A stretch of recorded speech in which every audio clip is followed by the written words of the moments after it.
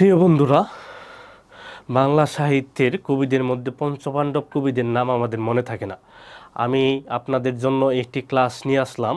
এই ক্লাস যদি আপনি মনোযোগ সহকারে দেখেন তাহলে বাংলা সাহিত্যের 5জন কবির নাম মনে রাখতে পারবেন এবং ওনাদের জন্ম এবং মৃত্যুসাল মনে রাখতে পারবেন এবং ওনাদের বিখ্যাত কাব্যগ্রন্থের নাম মনে রাখতে পারবেন এবং কাব্যগ্রন্থটি কত সালে প্রকাশিত হয়েছে এটি মনে রাখতে পারবেন। তাই অবশ্যই আপনি ক্লাসটি মনোযোগ সহকারে দেখবেন। তাহলে আমার দেখেন, আমি প্রথম যে টেকনিকটা নিয়েছি, ছন্দটা, সেটি হচ্ছে কি যিশু বেবি অমিয়। যিশু কি একটা বেবির নাম, যার নাম কি অমিয়। তাহলে দেখেন এখানে আমি নিয়েছি যিশু, এই জিতে হচ্ছে কি জীবনানন্দ দাশ। এই জিতে হচ্ছে জীবনানন্দ দাশ। আমি নামগুলো লিখে নেই।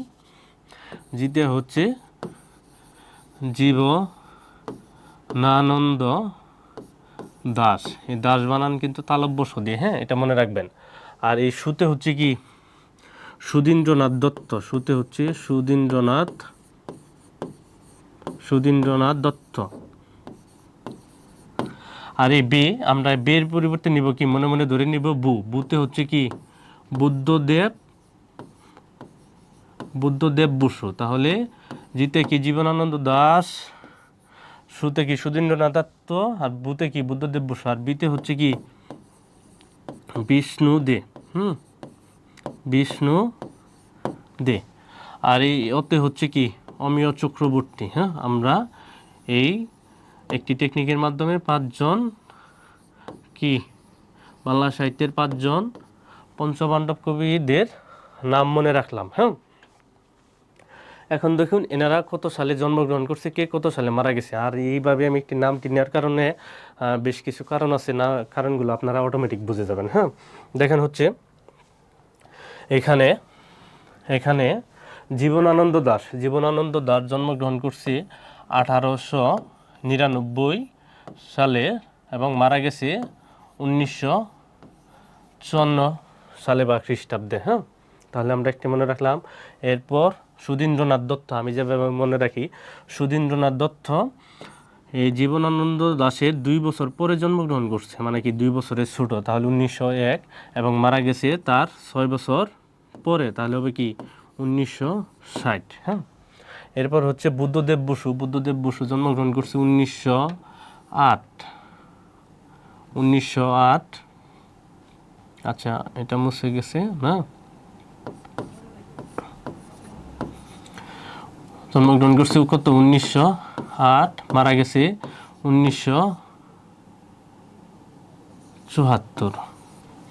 এরপর বিষ্ণুদেব জন্মগ্রহণ করছে 1909, মারা গেছে 1982। এইভাবে আমি মনে রাখি। আর উমেশ চক্রবর্তী মারা গেছে, জন্মগ্রহণ করছে 1901 আর মারা গেছে 1986।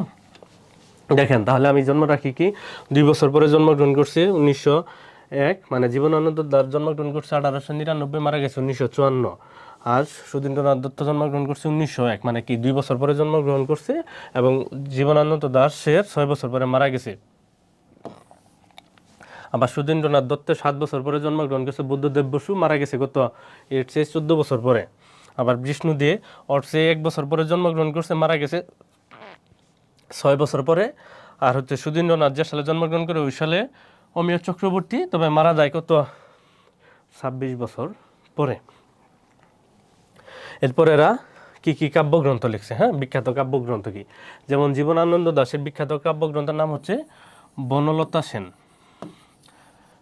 আর এগুলো এদের 4 জনের কাব্য কিন্তু যারা ঢাকা সেন্ট্রাল ইউনিভার্সিটি বা ঢাকা বিশ্ববিদ্যালয় অধিভুক্তের বাংলা বিভাগের 3য় বর্ষে পড়াশোনা করো, তোমাদের কিন্তু এদের 4টা কাব্যগ্রন্থ আছে। আর সুধীন্দ্রনাথ দত্তের কাব্যের নাম হচ্ছে কি, বিখ্যাত কাব্যের নাম অর্কেস্ট্রা। এটা কিন্তু বিসিএস এবং অনেক পরীক্ষাতেও আসছে, অর্কেস্ট্রা। এরপর বুদ্ধদেব বসুর বিখ্যাত কাব্য হচ্ছে কি কঙ্কাবতী। এরপর হচ্ছে বিষ্ণুদের বিখ্যাত কাব্যের নাম হচ্ছে কি চূড়াবালি।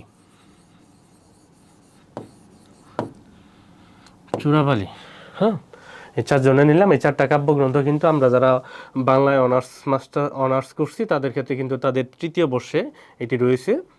বনলতা সেন, কঙ্কাবতী, অর্কেস্ট্রা চোরাবালি। এখন যদি এটা মনে না রাখতে পারো তাহলে এইভাবে আমি মনে রাখি, যেমন ব, তারপর কি কুসু, মনে রাখি কি বতে হচ্ছে বনলতা সেন, অতে হচ্ছে কি অর্কেস্ট্রা, কতে হচ্ছে কি কঙ্কাবতী, চোদ্দে কি চোরাবালি, ব কুসু। এখন বনলতা সেন কাব্য প্রকাশিত হয়েছে কত সালে? 1942। আর অর্কেস্ট্রা প্রকাশিত হয়েছে কত? 1935। আর কঙ্কাবতী প্রকাশিত হয়েছে 1937। আর চোরাবালি প্রকাশিত হয়েছে কত? 1937। তাহলে দেখো এটা আমি মনে রাখি, বনলতা প্রকাশিত 1942, এর হচ্ছে 7 বছর পরে প্রকাশিত হয় হচ্ছে অর্কেস্ট্রা, এবং এর 2 বছর পরে কঙ্কাবতী, এবং 2 বছর পরে কি চোরাবালি। তাহলে মনে রাখি কুট 42, 35, 37, 37 এভাবে মনে রাখি। আমার একদম যে তৃতীয় বর্ষে যে পড়ছি এখনো কিন্তু মনে আছে। হ্যাঁ, তাহলে আমরা এই একটি টেকনিক দেখলাম। হ্যাঁ, এখন কথা হচ্ছে এগুলো মনে থাকবে কি না, জন্মসাল মৃত্যুসাল এটারও একটা মনে রাখার টেকনিক আছে। এটা আমি কি বলবো, যেমন একটা নাম্বার, আমরা একটা নাম্বার মুখস্থ করবো। হ্যাঁ, যেমন হচ্ছে কি 01899, আচ্ছা 01899। হ্যাঁ, মানে 1899 জন্মগ্রহণ করছে কি জীবনানন্দ দাশ 1899। এরপরে কি জন্মগ্রহণ করে সুধীন্দ্রনাথ দত্ত 1901। এরপরে জন্মগ্রহণ করে কি বুদ্ধদেব বসু 1908। এরপর জন্মগ্রহণ করে কি বিষ্ণুদেব 1909। তাহলে আমরা একটা নাম্বার মুখস্থ রাখবো, রবি নাম্বার 01899010809, মানে কি 01899010809। আর যদি আমরা এটা বাংলা বলি, আসলে বাংলা ইংলিশ যে আগে থেকে বলতে বলতে আমাদের এটাই হয়ে গেছে।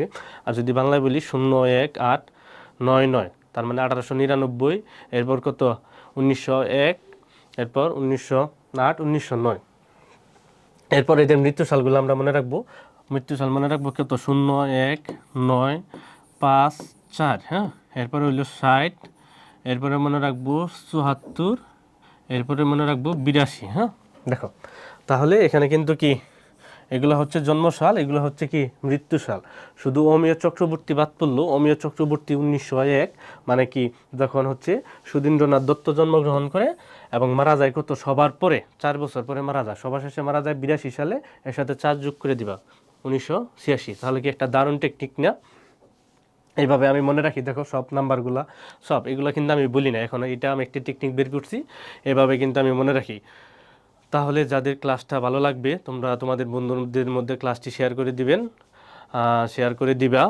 এরপর হচ্ছে আমাদের এরকম দারুণ দারুণ টেকনিকের ক্লাসগুলো, যে আমি টেকনিকগুলো বানিয়েছি, যদি দেখতে চাও তাহলে আমাদের ইউটিউব চ্যানেল এবং পেজগুলো ফলো দিয়ে রাখবেন।